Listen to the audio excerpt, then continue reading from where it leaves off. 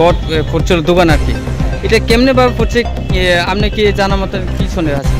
আমার যেটা সম্ভব বলতে কি তেমন কোনো সম্ভব নেই, আমি তো প্রেজেন্ট ছিলাম না। তো আমি যখন সমুদ্রে আসলাম তখন বললো যে নাড়ুর দোকানে নাড়ু দাসের দোকানের মধ্যে আগুন লেগেছে। ঠিক আছে, তো আমি শুনে এখানে আসলাম। আর তার আগেই তো গত মাসে এখানে বা সবাই তারা এই জল দিয়ে এটা নিয়ন্ত্রণে এসেছে।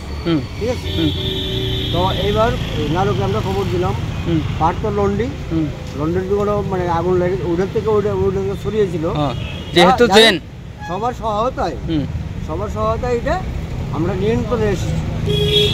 কত তো ক্ষয়ক্ষতি হয়েছে দোকানের জিনিসপত্র? ক্ষয়ক্ষতি তো আমি বলতে পারবো না, প্রত্যেক মালিকই বলতে পারবো। তাদের ক্ষয়ক্ষতি হয়নি, আমি কি বলবো? আচ্ছা, আমার তো আমি সমুদ্রে এবং আমি মানে ক্লাবের বা আমরা বাজারের কমিটির আমি একজন সদস্য। তো তারা না আসলে কীভাবে বলবো যে তার ক্ষয়ক্ষতি কতটুকু হয়েছে? That is right.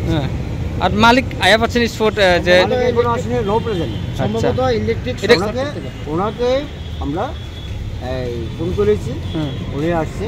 তবে আমার ধারণা যেহেতু ওই দোকানে